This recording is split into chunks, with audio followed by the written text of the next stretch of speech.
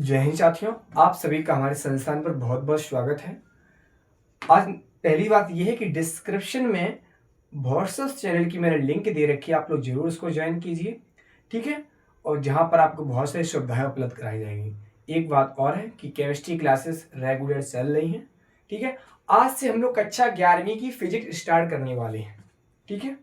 Physics, भौतिकी, भौतिक विज्ञान, ठीक है। देखिए, पढ़ने से पहले थोड़ा भौतिकी के बारे में जान लेते हैं, ज़्यादा बेटर रहेगा। देखिए, आपको पता है एक समय ऐसा था जब हमारे पास इतनी सुविधाएं नहीं थी कि हम लोग एक दूसरे से कनेक्शन कर पाए। कि एक समय हम लोगों के लिए ऐसा था कि हम लोग एक दूसरे से कनेक्शन नहीं कर पा रहे थे। धीरे धीरे भौतिकी में इतना परिवर्तन आया कि आज हम लोग इंटरनेट की सेवाएं बहुत ही महत्वपूर्ण स्तर पर उपयोग कर रहे हैं। पहले आपको पता होगा जो टीवी थी उनकी डिजाइन कुछ और हुआ करती थी। अपने से बड़े लोगों से पूछना, शायद उनके यहाँ होगी, जो पुराने लोग होंगे उनके यहाँ होगी, नहीं होगी तो आप वहां जाना जहां पर शायद मिल जाए, जहाँ टीवी भी सुधारी जाती है, जहाँ दुकान है उसकी खरीद लेते हैं। तब कुछ और डिजाइन थी और उनमें जो मूवीज वगैरह चलती थी, जो भी चीज चलती थी वो ब्लैक एंड व्हाइट हुआ करती थी, ठीक है। मेरे समय तो कलरफुल थी, लेकिन जो पीछे का जो एक भौतिकी जगत है उसके बारे में बता रहे हैं। तो देखिए कैसे धीरे धीरे परिवर्तन होता गया, चीजें बदलती गई, चीजें बदलती गई। और आज आप देख रहे हैं जो फिल्म मूवीज जो भी चीज देख रहे हैं, जिस कलर में है उस कलर में हम लोग देख सकते हैं, रंगीन। आप लोगों को पता होगा पहले सबके यहाँ इस प्रकार से लीडर हुआ करती थी, कान में लगाने वाले, लोग बड़ा शौक भी किया करते थे, हैं बचपन में मैं भी बहुत करता। अब यह किसी के घर में नहीं मिलेगी ज़्यादातर, ब्लूटूथ वगैरह अब ये आ रही हैं, ठीक है। तो कहीं ना कहीं हमें देखने को मिल रहा है हमारे आसपास जो भौतिकी जगत था उसमें निरंतर परिवर्तन होता रहा और नई नई चीजें, मतलब चीजें वही रही, उनका जो एक बनाने का तरीका था वो बदलता गया। पहले सबके यहाँ कंप्यूटर होते थे, आज के यहाँ किसी के कंप्यूटर बहुत मुश्किल है मिलना। लैपटॉप देखिए, पहले लैपटॉप कैसा था होता था, अब बिल्कुल पतला आता है। मोबाइल देखिए, पहले टेलीफोन हुआ, मतलब चीज़ें वही थी, उनको बदलते गए, आविष्कार होते गए, बदलते गए उन चीज़ों को और एक नई चीज़ मिलती गई। पहले सबके यहाँ की टेलीफोन, टेलीफोन से कीबोर्ड आया, कीबोर्ड वाले फ़ोन अब सबके पास एंड्रॉयड फ़ोन है। आगे देखिए क्या होता है। कहीं ना कहीं हम देख रहे हैं अपने आसपास जो भौतिकी है उसका कितने महत्वपूर्ण स्तर पर मतलब बदलाव होता जा रहा है और हम लोग उसका बहुत ही महत्वपूर्ण स्तर पर उपयोग भी कर रहे हैं, ठीक है। आज हम आप लोग इंटरनेट के माध्यम से जुड़े हैं। एक समय था लोग फोन करने के लिए तरसते थे, आज घंटों बातें करते हैं। जो जिन लोगों के यहाँ ज्यादा पैसा ऐसा आता उनके यहाँ टेलीफोन लगे होती थी, आज सबके यहाँ। कहीं ना कहीं देखने को मिलता है कि भौतिकी के जगत में बहुत परिवर्तन हो रहा है। आगे जाने क्या परिवर्तन होगा। एक समय था सबके घर लाइट नहीं हुआ करती थी, हैं लैलटेन से काम चलाते थे, डिब्बी से काम चलाते थे। आजकल डिब्बी से दिखेगा नहीं, नहीं दिखेगा। तो कहीं ना कहीं हम लोग देख रहे हैं कि भौतिकी का बहुत ही स्तर पर हम बार बार वही चीज बता रहे हैं कि हम आपको बताना चाहते हैं कि भौतिकी में जो परिवर्तन हो रहा है एक बहुत ही मतलब तेज तरीके से हो रहा है और हम उसका उपयोग भी उसी तेज तरीके से करते जा रहे हैं अपने डेली लाइफ में। आप लोग देखते होंगे हम चैप्टर से लड़ने से पहले आपको थोड़ा भौतिकी जगत से लड़ाना चाहते हैं। आप लोग दिन में 90% जो क्रियाएं होती हैं, जो कुछ हम करते हैं भौतिकी पर आधारित होती हैं। आप कहो कैसे? आप खुद एक बार देखिए इस चीज का, एक बार खुद इसका आप परीक्षण कीजिए। आप जो कार्य कर रहे हैं वो किस पर आधारित है? जो बायोलॉजी, केमिस्ट्री, ये भी भौतिकी पर आधारित हैं। आप कहोगे कैसे? अरे जो इंस्ट्रूमेंट जो उपयोग हो रहे हैं लैब वगैरह में, तो वहाँ भौतिकी के तो हैं। तो कहीं ना कहीं भौतिकी के बिना जीवन अधूरा है, कह सकती हैं, कह नहीं सकती, वास्तविकता है कि भौतिकी के बिना जीवन अधूरा है। थोड़ा चैप्टर में चलते हैं, थोड़ा भौतिकी जगत के बारे में देखते हैं। बायोलॉजी में देखिए जो सूक्ष्मदर्शी से होता है वो भौतिकी पर तो आधारित है। जो भी इंस्ट्रूमेंट्स उपयोग हो रहे हैं लाइब्रेरी में, फिजिक्स, केमिस्ट्री की, बायोलॉजी की, ये सब फिजिक्स के माध्यम से तो बने हैं। कहीं ना कहीं देखने को मिलता है भौतिकी हमारे जीवन में बहुत ही महत्वपूर्ण है, जो विभिन्न प्रकार की सुविधाएं प्राप्त कराता है। सही है ना कहीं? ठीक है। और एक समय कैसा था, लोगों को साल का कोई पता नहीं, सालों साल पता नहीं लगता था लोग कहीं जा रहे हैं, कब आएंगे कोई पता ही नहीं। आजकल तो हाल फोन लगाओ, इंटरनेट की सुविधाएं भौतिकी के कारण तो हुआ है। पहले लोग जाते थे तो उनको पता ही नहीं वो कब आएंगे लौटकर, आगे बहुत भगवान की कृपा है। लोग चिट्ठी भेजा करते थे, आजकल तो फोन है। तो ये भौतिकी का कहीं ना कहीं हम लोग बहुत ही महत्वपूर्ण स्तर पर इसका उपयोग कर रहे हैं। ठीक है। और भौतिकी पर ही जीवन आधारित है, भौतिकी पर ही फिजिक्स, वो केमिस्ट्री, बायोलॉजी भी आधारित है, क्योंकि उनके जो इंस्ट्रूमेंट्स जो बने हैं भौतिकी के आधार पर बनाए, उनका हम उपयोग करते हैं रसायन विज्ञान की लाइब्रेरी में, वो लैब में, लाइब्रेरी बोल दिया बार बार, सॉरी, लैब में, और बायोलॉजी की लैब में उपयोग करते हैं। ठीक है। तो हम चैप्टर की ओर चलते हैं। तो चैप्टर हमारा पहला है भौतिक जगत तथा मापन। भौतिक जगत तथा मापन। ठीक है। इसमें भौतिक राशि यूनिट फर्स्ट है, इसमें कहा गया भौतिक राशियां क्या हैं, और मेरा नाम आलोक राज। ठीक है। तो हम लोग क्या पढ़ेंगे, यूनिट फर्स्ट पढ़ेंगे भौतिक जगत तथा मापन। भौतिक जगत तथा मापन। हम चाह रहे कि आप नोट्स बनाते होंगे अपना, तो आप चैप्टर का नाम जरूर डालना, यूनिट फर्स्ट डालना। और अब चैप्टर के अंदर चलते हैं, भौतिक जगत है क्या, ये भौतिक राशियां क्या है। हम अपने दैनिक जीवन में विभिन्न प्रकार की भौतिक राशियों का अध्ययन करते हैं, विभिन्न प्रकार की। कैसे? देखिए, हम दुकान पर कुछ खरीदने जाते हैं, वहां पर भी राशियों का उपयोग करते हैं। ठीक, आगे चलते सब कुछ पता लगता है। तो भौतिक राशियां क्या है, फिजिकल क्वांटिटीज क्या हैं? वे भौतिक राशि जिन्हें एक नियत संख्या द्वारा व्यक्त किया जा सके, मन व्यक्त का मतलब है प्रकट किया जा सके, और प्रत्यक्ष रूप से मापा जा सके। एक बार फिर से देखिए, भौतिक राशियां क्या हैं? वे राशियां जिन्हें हम क्या करते हैं, एक नियत संख्या द्वारा, एक कांस्टेंट वैल्यू द्वारा व्यक्त किया जा सके, यानी कि उनको प्रकट किया जा सकता है, और प्रत्यक्ष रूप से मतलब शुद्धतम रूप से उनको मापा जा सके।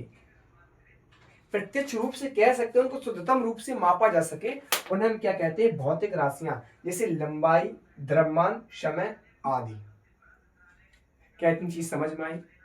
मैं आशा करता हूं आप लोगों को इससे समझ में आई होगी। आप जरूर अपना नोट्स तैयार करते होंगे, तो इसका स्क्रीनशॉट लीजिए, फिर मैं आगे की पढ़ाई देखते हैं। ठीक है। अब हम आगे चलते हैं कि हमको मापन की आवश्यकता क्यों पड़ी, जो मापन है उसकी आवश्यकता पड़ी क्यों। तो हम आगे चलते हैं, इतना आप लोगों ने लिख लिया होगा। ठीक, आगे चलते हैं, हमको मापन की आवश्यकता क्यों पड़ी।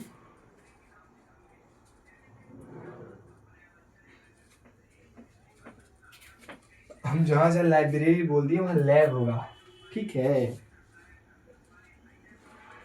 मापन की आवश्यकता हमको क्यों पड़ी, मापन की आवश्यकता। देखिए, हमको मापन की आवश्यकता क्यों पड़ी, एक बार देख लीजिए, मैं लिखा दूंगा आपको, पहले समझ लो फिर लिखाते हैं। जो चीज समझाएंगे वही हम लिखा देंगे। देखिए, हमको मापन की आवश्यकता क्यों पड़ी। जैसे कि मैंने अभी बताया, हम विभिन्न प्रकार की भौतिक राशियों का अपने दैनिक जीवन में उपयोग करते हैं। हम इस चीज को देखकर अनुमान तो लगा सकते हैं, किसी के रंग के, किसी की आकृति में, किसी के द्रव्यमान में अनुमान लगा सकते हैं। क्या ये अनुमान यथार्थ, मतलब मेरे कहने का है, क्या ये रियल रहेगा? नहीं। जब तक हम उसको रियल नहीं मानेंगे, जब तक उसका मापन नहीं किया जाएगा। इसलिए हमको मापन की आवश्यकता पड़ी। मान लो ये डस्टर है मेरे हाथ में, ठीक है,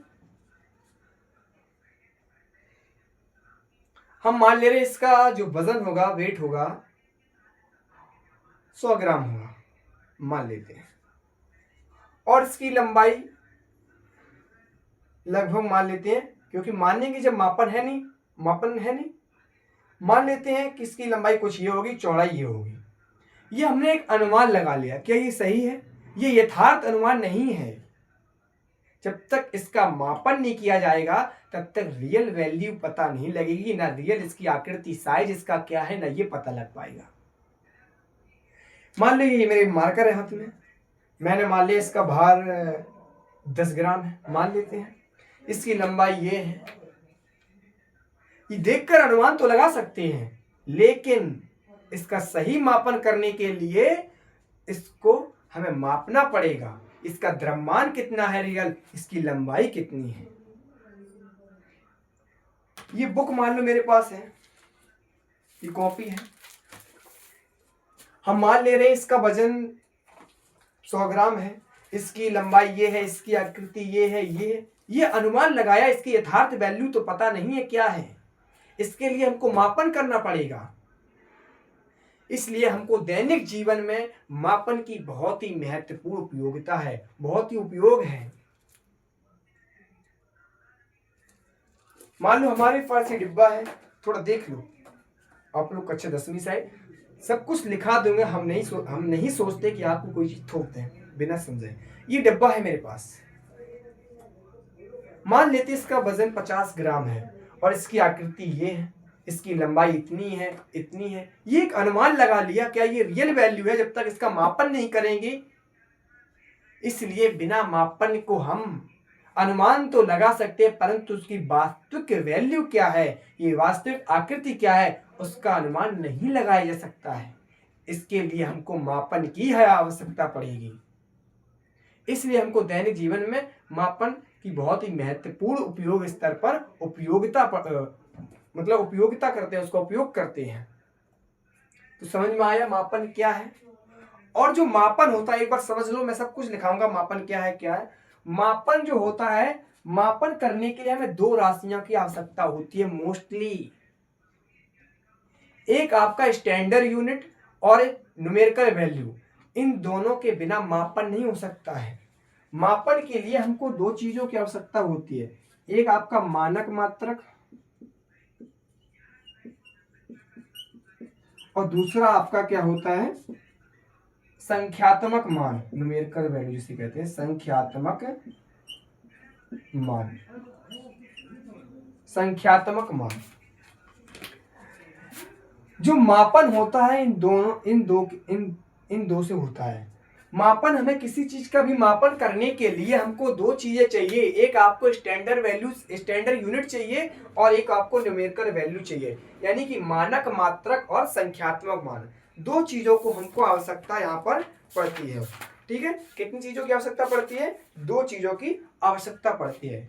मापन करने के लिए कितनी चीजों की आवश्यकता पड़ती है? 2 चीजों की आवश्यकता पड़ती है, मानक मात्रक और संख्यात्मक मान, यानी कि स्टैंडर्ड यूनिट और न्यूमेरिकल वैल्यू की आवश्यकता पड़ती है। इनके बिना आप कभी भी मापन कर ही नहीं सकते हो। क्या कर सकते हो? नहीं कर सकते हो। बताइए। आप मान लीजिए, अभी जॉइंट का एग्जांपल देते हैं।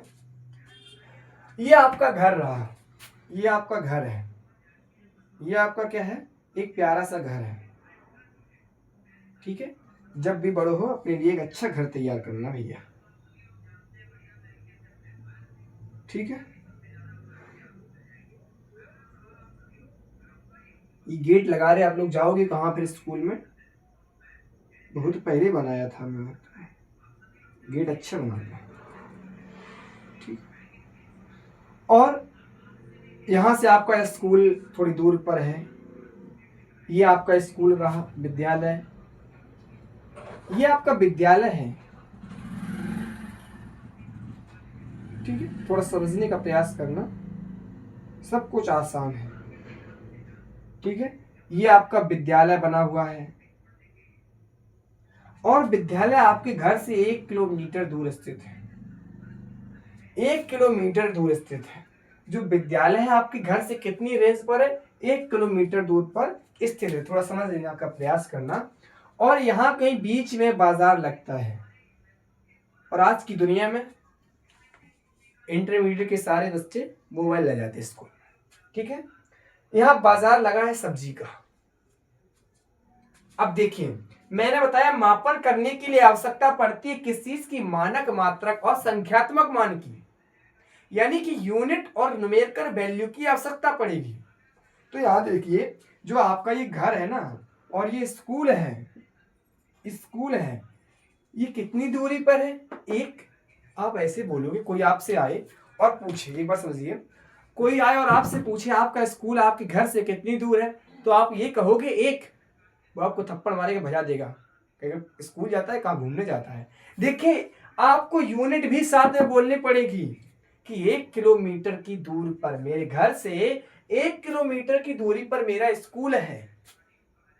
तो अब मापन आपका होगा। मापन क्या है? आपके घर से और स्कूल की दूरी कितनी है? 1 किलोमीटर है। तो हमें किन चीजों की आवश्यकता पड़ी मापन के लिए? एक तो मानक मात्रक यानी कि स्टैंडर्ड यूनिट का, और संख्यात्मक मान यानी कि न्यूमेरिकल वैल्यू का। आप खुद देख रहे हो, इसका प्रैक्टिकल खुद कर रहे हो, क्योंकि आप घर से निकले, स्कूल गए, रास्ते में आया कोई, पूछा आपके घर से स्कूल कितनी दूरी पर है। आप डेली स्कूल जाते हो, आपको पता होना चाहिए, टाइम से पहुंचना चाहिए। तो आप क्या कहोगे? मेरे घर से स्कूल एक है, ऐसे बोलोगे। या फिर ऐसे बोलोगे, मेरे घर से स्कूल किलोमीटर है। अरे कितने किलोमीटर? कितने? एक मीटर या 1 किलोमीटर? तो देख रहे हैं आप लोग, प्रैक्टिकल कर रहे हैं यहाँ पर कि हमको मापने के लिए किसकी आवश्यकता है? मानक मात्रक और संख्यात्मक मान। क्या इन एक के बिना आप मापन कर सकते हो? नहीं कर सकते हो। क्या कर सकते हो? आप लोग कमेंट बॉक्स में जरूर लिखिए, क्या आप मापन जो है वो केवल संख्यात्मक मान से कर सकते हो या फिर आप मानक मात्रक से कर सकते हो? नहीं कर सकते हो ना। ठीक है, लाइट चली गई थी। देखिए हम लोग क्या कर रहे थे यहाँ पर, एक बार और देखिए कि मापन के लिए हमको 2 चीजों की मोस्टली आवश्यकता पड़ती है। एक आपका स्टैंडर्ड यूनिट और न्यूमेरिकल वैल्यू, यानी कि मानक मात्रक और संख्यात्मक मान। हम लिखाने के लिए आपको लिखा देंगे, थोप देंगे, लेकिन थोड़ा समझने का प्रयास कीजिए तो लंबे समय तक आप चीजों को याद रख सकोगे। ऐसे रट रट के कब तक याद करोगे? तो आपने देखा एग्जाम्पल कि मेरे घर से, मान लो मेरा नाम आलोक है, एक बार और देख लो, आलोक है, और मैं घर से अपने स्कूल को गया और रास्ते में एक बाबा मिल गए रास्ते में। वो हमसे कह रहे, बेटा तुम्हारे घर से स्कूल कितनी दूर है, तुम कितने समय में पहुंचते हो? अब ये बताइए, जो रोज स्कूल जाता है क्या उसको पता नहीं होगा? अगर हम उनसे ये कह दें कि मेरे घर से 1 स्कूल दूर है, वो हमको कंटा पे एक चांटा मारेंगे। अरे 1 है, 1 मीटर है, 1 किलोमीटर है, क्या है, 1 सेंटीमीटर है, तुम मात्रक तो बोलो। अब वो पूछे, अरे मान लो, हाँ ठीक है, तुमने ये नहीं बता पाया, अच्छा ये बताओ तो अपने घर से स्कूल कितने समय में पहुंच जाते हो? तो 1 या सेकंड में या मिनट में, ऐसे तो नहीं बोलेंगे, यूनिट लगा के बोलेंगे। 2 मिनट में पहुंच जाते हैं, 2 सेकंड में पहुंच जाते हैं, 1 घंटे में पहुंच जाते हैं, 2 घंटे में पहुंच जाते हैं, 5 घंटे में पहुंच जाते हैं, 6 घंटे में पहुंच जाते हैं, 6 दिन में पहुंच जाते हैं। ऐसा होगा? नहीं है। कहीं ना कहीं हमको क्या बोलना पड़ेगा? उसकी यूनिट बोलनी पड़ेगी, और यूनिट के साथ साथ उसकी न्यूमेरिकल वैल्यू यानी कि संख्यात्मक मान को भी बोलना पड़ेगा। तो आपने यहां पर देखा। आई होप, मैं आशा करता हूं आपको इस चीज को समझ में आया होगा। ठीक है, नहीं आया एक एग्जांपल और देख लो। मैं जा रहा था अपने स्कूल और स्कूल की छुट्टी होगी 2 बजे।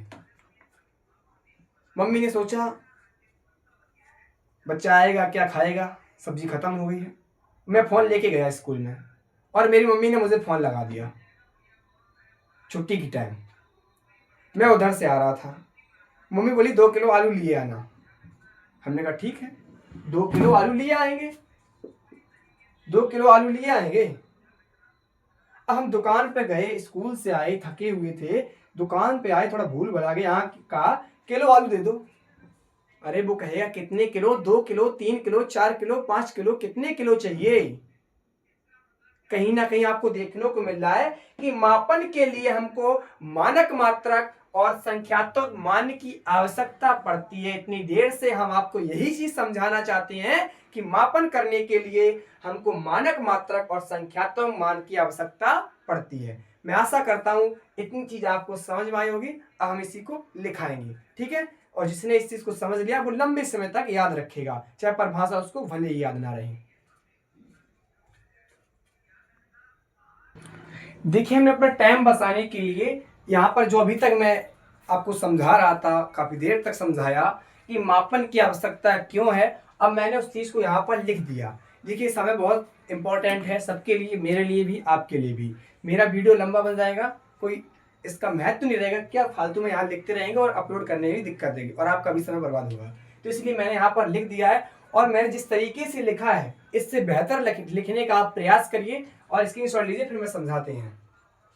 आई होप आप स्क्रीनशॉट ले चुके होंगे, और स्क्रीनशॉट ले लेकर अपनी मोबाइल की गैलरी मत भरते रहना, कॉपी में नोट करना, ठीक है। देखिए, अभी मैं आपको बता रहा था मापन की आवश्यकता क्यों है, बहुत देर तक समझाया, अब मैंने यहाँ पर लिख दिया, थोड़ा इसको भी पढ़ लेते हैं। जैसे कि मैंने बताया कि दैनिक जीवन में हम विभिन्न प्रकार की भौतिक राशियों का अध्ययन करते हैं, वास्तव में करते हैं, 90% करते हैं। एक बार दिन की चीजों को आप देखिए, तो जो आप डेली रूटीन में जो फॉलो कर रहे हैं, आप चीजें कर रहे हैं, जो क्रियाएं कर रहे हैं, एक बार उन पर विचार कीजिए कि आप भौतिकी पर आधारित हैं। 90% आप विचार कर पाओगे कि चीजें भौतिकी पर ही आधारित हैं, ठीक है। हम अपनी आंखों से, जैसे कि मैंने बताया, हम अपनी आंखों से किसी के रंग, रूप, आकृति का अनुमान लगा सकते हैं, लेकिन उसका जो यथार्थ, जो एक वास्तविक मान है, उसका आकलन नहीं कर सकते बिना मापन किए। वही चीज मैंने यहाँ पर लिख रखी है कि हम अपनी आंखों से देखकर भी हम अपनी आंखों से देखकर किसी भी व्यक्ति के रंग, रूप, आकार आदि का अनुमान लगा लेते हैं। बात बिल्कुल सही है। मान लो डस्टर है मेरे हाथ में, इसका देख लो, क्या इसकी आकृति है, ये क्या अनुमान लगा लिया, परंतु इसकी वास्तविक जो वैल्यू है वो तो पता नहीं लगी। इसके लिए हमें मापन की आवश्यकता पड़ती है, ठीक है। परंतु यह अनुमान यथार्थ ही हो, यह आवश्यक नहीं है। हम अपनी ज्ञानेंद्रियों द्वारा केवल भौतिक राशियों का अनुमानित एवं तुलनात्मक अध्ययन ही कर सकते हैं, ठीक है। परंतु इनकी सही पहचान करने के लिए हमको मापन करना पड़ेगा। हम चिल्ला चिल्ला के बोल रहे हैं शुरुआत से कि मापन बहुत जरूरी है उनकी सही वैल्यू पता करने के लिए, ठीक है। फिर क्या लिखा है, किसी भौतिक राशि के उसके निश्चित मानक से तुलनात्मक अध्ययन को हम मापन कहते हैं, और किसी भौतिक राशि के बारे में ज्ञान प्राप्त करने के लिए हमको मापन की आवश्यकता पड़ेगी। क्यों, देख लो, ये मैंने जो लाइन बोली इसको देख लो एक बार। किसी भौतिक राशि के बारे में ज्ञान प्राप्त करने के लिए मापन की आवश्यकता पड़ेगी। डस्टर है, इसका मापन करोगे ना, है? अभी मैंने बताया स्कूल से घर जा रहे हैं, मापन करेंगे कितनी दूर है, कितने समय में पहुंचते हैं, तो मापन की कहीं ना कहीं आवश्यकता होती है। और हमने ये भी बताया अभी पीछे कि मापन करने के लिए हमको 2 चीजों की आवश्यकता है, एक मानक मात्रक स्टैंडर्ड यूनिट, और न्यूमेरिकल वैल्यू यानी कि संख्यात्मक मान। ये दोनों होगी तभी आप मापन कर सकते हैं, किसी एक के बिना आप मापन नहीं कर सकते हैं। अभी मैंने इसके बारे में आपको बताया था, तो लिख लीजिए। मापन करने के लिए हमें मापन, एक तीर बना के यहाँ लिख लीजिए, मैंने लिखा नहीं। मापन करने के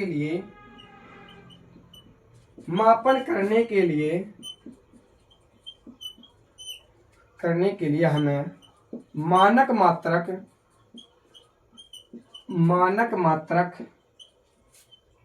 मात्रक तथा संख्यात्मक मान की आवश्यकता होती है। संख्यात्मक मान की आवश्यकता होती है।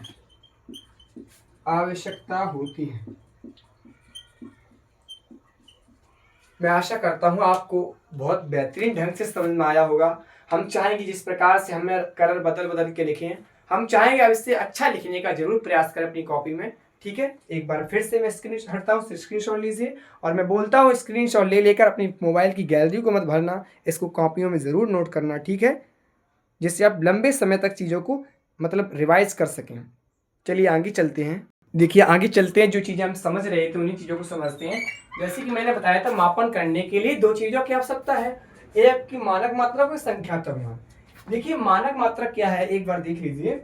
ये क्या होता है, जिस आप लोग नोट्स तैयार कर रहे होंगे तो लिखाना पड़ेगा, कंपलसरी है कि मानक मात्रा क्या है, जिस भौतिक राशि का हमें मापन करना होता है, जिस भौतिक राशि का हमें मापन करना होता है उसकी एक निश्चित मात्रा को मानक मात्रा कहते हैं। जैसे लंबाई का मात्रा क्या होता है, मीटर। मान लो ये जो मेरे हाथ में ये क्या है, मार्कर है, ठीक है, इसकी लंबाई कितना है, लंबाई को मीटर में मापेंगे। अब मान लो मैं अपने घर से स्कूल जाता हूँ 2 सेकंड में, तो सेकंड क्या है यहाँ पर, समय का मात्रा, कितने समय में जाती हूँ, ठीक है, उसका मात्रा। और संख्यात्मक मान क्या होता है, संख्यात्मक मान भौतिक राशि के परिणाम को व्यक्त करता है, यानी कि संख्या को कितना परिणाम है। मान लो मैंने एग्जांपल लिया था कि मेरे घर से, एक बार और देख लो कि मेरे घर से, ये मेरा घर रहा, मेरे घर से जो मेरा विद्यालय है ना, विद्यालय है, ये कितनी दूर है, ये कितनी दूर है, हमने बताया था अभी 1 किलोमीटर दूर है। मेरे घर से जो विद्यालय है ना, ये क्या है, स्कूल यानी कि विद्यालय है, ठीक है, और ये क्या है, हमारा घर है, ठीक है, और मेरे घर से जो स्कूल है 1 किलोमीटर की दूरी पर है, 1 किलोमीटर की दूरी पर है। तो देखिए मैंने बताया मापन करने के लिए दो चीजों की आवश्यकता है। आप ये तो कहोगे नहीं मेरे घर से एक स्कूल है, मेरे घर से इतनी दूरी, एक दूरी पर स्कूल है, अरे कितनी दूरी पर, उसका मात्रक तो बोलो, यूनिट तो बोलो कि 1 किलोमीटर की दूरी पर है। या फिर ऐसे तो कह नहीं सकते मेरे घर से 1 किलोमीटर स्कूल है, नहीं सॉरी, ऐसे तो कह नहीं सकते मेरे घर से किलोमीटर स्कूल है, अरे कितने किलोमीटर है, 2 किलो, 3 किलो, 4 किलोमीटर, कितने किलोमीटर दूर है। इसलिए इन दोनों का होना बहुत आवश्यक है, ठीक है। तो देखिए अब अच्छा देख लो, यहां पर मैं क्या करता हूं, एक छड़ लेता हूं, आपको अच्छे से समझ आएगा। एक छड़ लेता हूं, एक एग्जांपल और देख लीजिए। देखिए मैं यहां पर एक छड़ लेता हूं, ये एक छड़ है, ठीक है, ये प्यारी सी छड़ है, जिससे बचपन में खूब पिटा करते थे मास्टर के हाथों से। तो ऐसे अच्छा करते हैं ना, अच्छा अच्छा बनाते हैं छड़ को। ये छड़ है, ये छड़ है भैया, जिसे खूब पिटे मास्टर के हाथों से, ठीक है, ये छड़ है, छड़, ठीक है। देख लो, मान लेते हैं इस छड़ की लंबाई कितनी है, इस छड़ की लंबाई, जो ये छड़ है ये 4 मीटर लंबी है, 4 मीटर क्या है, लंबी है। अच्छा एक चीज बताओ, मैं आपसे पूछूं इसमें संख्यात्मक मान क्या है, तो आप क्या कहोगे, फट से आपका जवाब होगा कि 4, और कहेंगे यहाँ पर मानक मात्रा क्या है, तो फट से कहेंगे मीटर। अच्छा देखिए मैंने क्या बताया, मानक मात्रा क्या है, जिस भौतिक राशि का हमें मापन करना होता है इसकी निश्चित मात्रा को मानकर हम मान क्या है, उसकी निश्चित मात्रा को मानक मात्रा कह देते हैं। यानी कि लंबाई का मात्रक मीटर होता है। देखिए ध्यान से समझिए, लंबाई का मात्रक क्या है, मीटर होता है। यानी कि मैंने कहा इस छड़ की लंबाई कितनी है, आप ये तो कह नहीं दोगे कि मीटर लंबी है, उसके लिए आपको संख्यात्मक वैल्यू तो बोलनी पड़ेगी, मतलब कि 4 मीटर लंबी है। तो यहां पर देखिए जो लंबाई का मात्रक क्या है, मीटर, लंबाई का मात्रक क्या है, मीटर, और संख्यात्मक मान क्या है, वह भौतिक राशि, संख्यात्मक मान क्या होता है, भौतिक राशि के परिणाम को हम व्यक्त करते हैं। यानी कि परिणाम क्या, संख्या, तो कितनी, 4 मीटर दूरी पर है। यानी कि जो छड़ की जो लंबाई है वो कैसे बोलेंगे, 4 मीटर लंबी है। ये एक सही वैल्यू है, यानी कि मानक मात्रक और संख्यात्मक मान, ठीक है, दोनों जरूरत पड़ी ना, ठीक है। मैं ऐसा करता हूं इतनी चीज आपको समझ में आई होगी। अब मैं आगे चलता हूं, संख्यात्मक मान और मानक मात्रक में संबंध देखते हैं, ठीक है, इतना आप नोट कीजिए। देखिए नेक्स्ट टॉपिक क्या है, अभी तक जो पढ़ रहे थे, यानी कि मानक मात्रक तथा संख्यात्मक मान में संबंध। देखिए इसमें एक व्युत्क्रमानुपाती का संबंध होता है, थोड़ा समझ लीजिए। जो संख्यात्मक मान है, एक बार देख लीजिए कैसे होता है व्युत्क्रमानुपाती का संबंध, एक बार देख लिए, संख्यात्मक मान, मात्रक। एक बार देखिए, सब कुछ समझ में आएगा आपको।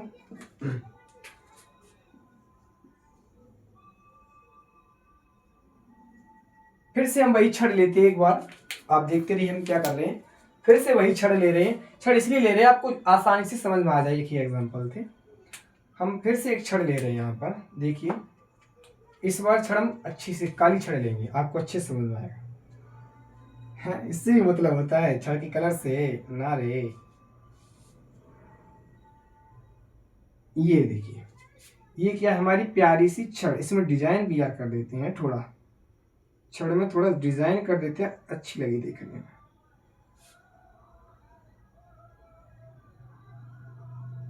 ये सांप नहीं है, डिजाइन है छड़ से, मेला से हमारे गुरुजी खरीद के लाए हैं। वही छड़ जो बचपन में खूब पिटा यार, भूल जाते हैं आप लोग। थोड़ा डिजाइन डिजाइन कर दें, हम भी काफी दिन से छड़ से नहीं पिटे, उसको रंग ही दे थोड़ा।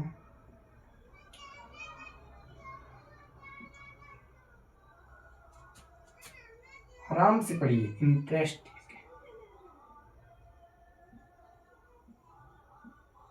ठीक है, ये हमारी क्या है, एक प्यारी सी छड़ है। ये प्यारी सी क्या है, छड़ है।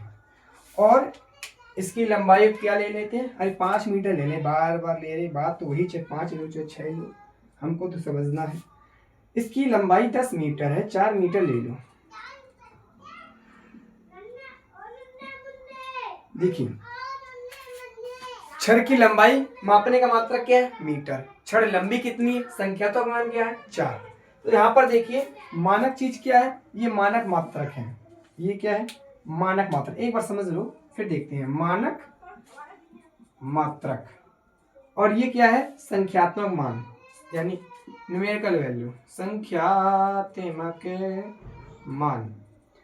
देखिए हम यहाँ पर अगर पूछें लंबाई क्या है, तो आप कहेंगे मीटर, तो कह नहीं देंगे। लंबाई मापने का मात्रक मीटर है, ये कह सकते हैं। हमें यहाँ कहे लंबाई कितनी है, तो हम मीटर तो कह नहीं देंगे। अरे कितनी लंबाई, तो आप कहेंगे 4 मीटर है। मानो वही चीज कह रहे हैं, आपको समझ में आ जाए।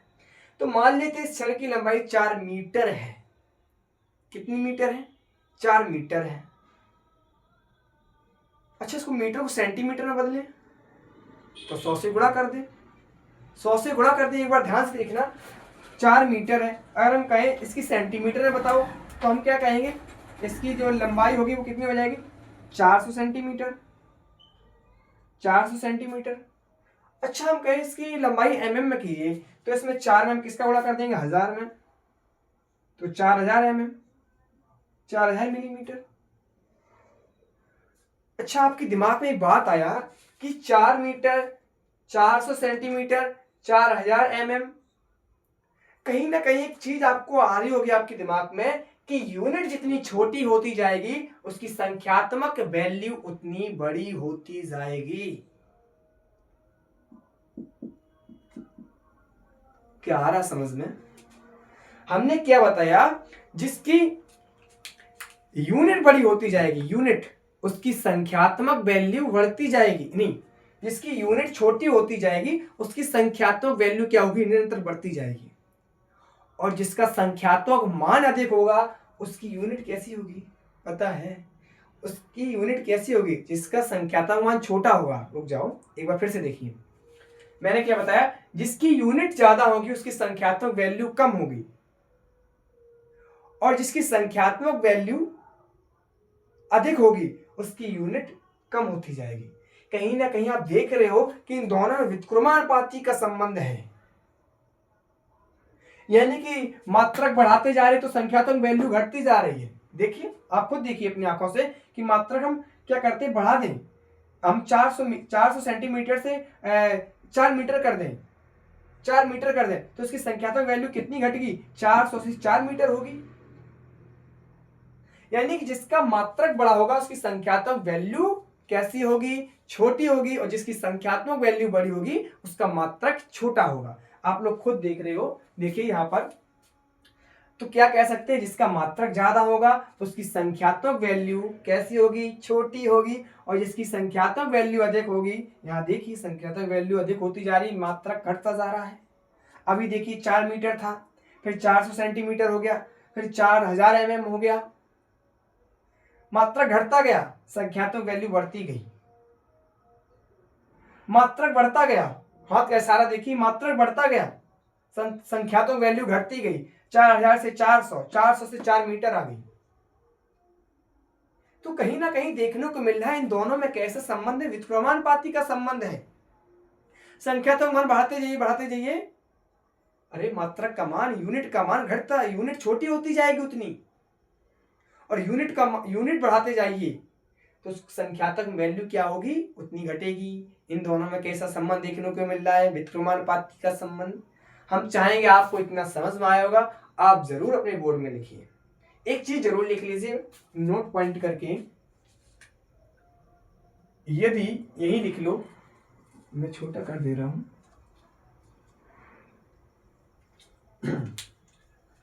नोट पॉइंट लिखो, यदि संख्यात्मक मान बड़ा होगा तो यूनिट छोटी होगी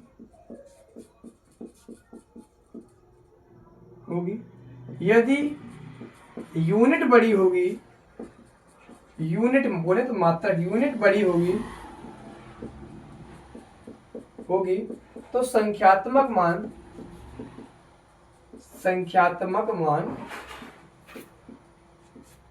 छोटा होगा। तो आज की क्लास में हम लोगों ने क्या पढ़ा, भौतिक राशियां क्या होती हैं, बहुत अच्छे से विचार किया। इसके बाद हम लोगों ने पढ़ा मापन की आवश्यकता क्यों होती है, इसके बारे में भी अच्छे से डिस्कशन किया और नोट्स भी तैयार करवाते गए। और मापन के लिए कितनी चीजों की आवश्यकता पड़ती है, मैंने बताया मापन के लिए हमको मात्रक और संख्यात्मक मान की आवश्यकता पड़ती है। और फिर मात्रक और संख्यात्मक मान में जो संबंध था, कैसा संबंध था आप बताएंगे। व्युत्क्रमानुपाती का संबंध था, क्यों था, क्योंकि यूनिट जितनी बड़ी होगी संख्यात्मक मान उतना छोटा होगा, संख्यात्मक मान जितना बड़ा होगा यूनिट उतनी छोटी होगी। मैं आशा करता हूँ आपको आज की क्लास बहुत अच्छी लगी होगी और सब कुछ मैंने बेहतरीन ढंग से समझाने का प्रयास किया है। और कल की क्लास आपकी और बेहतर लाने का प्रयास करेंगे। और फिजिक्स और केमिस्ट्री और मैथ की क्लास भी आपकी आने वाली है और केमिस्ट्री की क्लास आपकी रेगुलर चल रही है। हम चाहेंगे आप लोग मेरे चैनल पर थोड़ा सा प्यार और सपोर्ट बनाए रखिए और मेरे चैनल को फॉलो कीजिए और लोगों तक शेयर कीजिए। और मैंने डिस्क्रिप्शन में व्हाट्सएप चैनल की लिंक दे रखी है, वो आपको ज्वाइन करना है, जहाँ पर आपको बहुत सारी सुविधाएं प्राप्त कराई जाएंगी, नोट्स वगैरह, क्वेश्चन वगैरह, और एक एक क्वेश्चन लगाने का पूरा प्रयास रहेगा। जय हिंद साथियों, फिर मिलते हैं एक नए लेक्चर के साथ।